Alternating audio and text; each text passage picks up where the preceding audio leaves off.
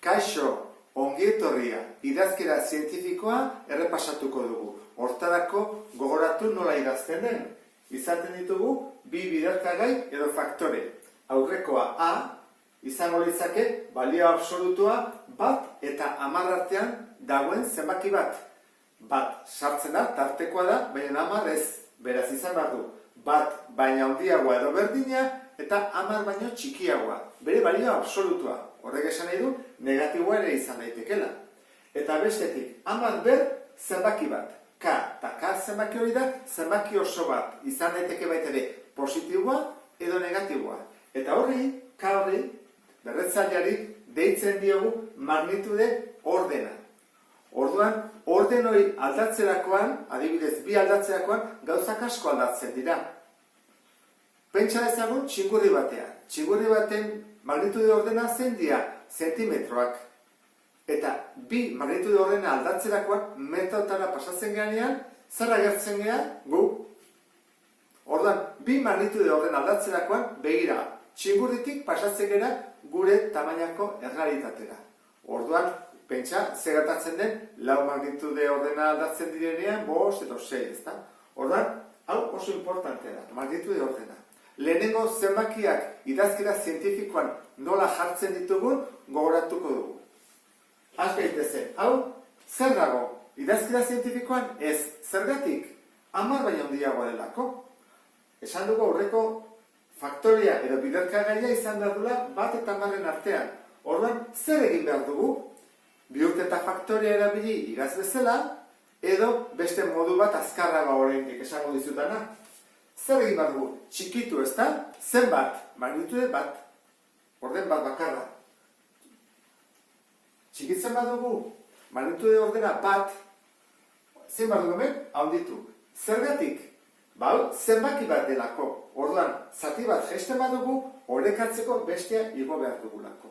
Orduan, egiten dugu erontara. Jetsi dugu magnitude bat, ezta? Ordena.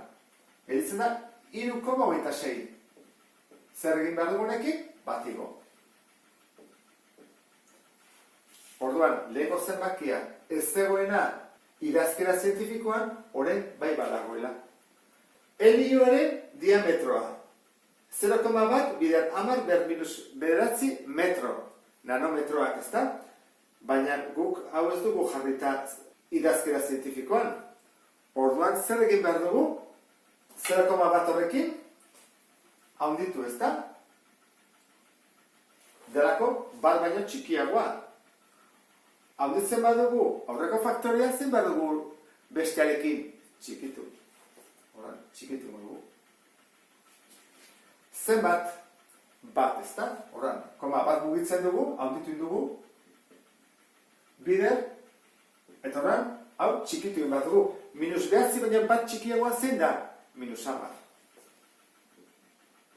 Jarri dugu orduan, metrotan. Argi urte bat, luzera distantzia da, ezta? Kilometrotan dagoelako. Hori zenbat da? 3, 6, 9 bilioi, baina gehiago. Hori jarriko dugu idazkera zientifikoan. Koma nun jarri behar dugu hemen, ezta? 9 eta gero. Jarriko dugu 9 eta gero, koma, eta gero 46. Hemen, 10 ber, eta hor, zenbaki bat jarri behar dugu. Zer egin dugu hemendik honea pasatzeakoan? Zenbakia handitu edo txikitu? Txikitu ez? Betu za handia zen den, eta betu ze txikia den. Horan, hau, txikitu bat dugu, zein bat dugu hau? Handitu. Eta zenbat, guazik usteak koma zenbat mugitu den, ze asunto da koma mugitzea. 1, 2, 3, 4, 5, 6, 7, 8, 9, 10, 11, 12. Orduan, hor dago. 9,46 bider 10 ber 12. Guk zenbaki hauekin erresago egitetugu batuketa, biderketa, zatiketak, eta ez zenbaki arraldoi hauekin, ez da.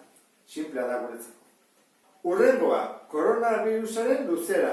Metrotan dago, argi dago oso txikia dela, ez da. Oso txikia.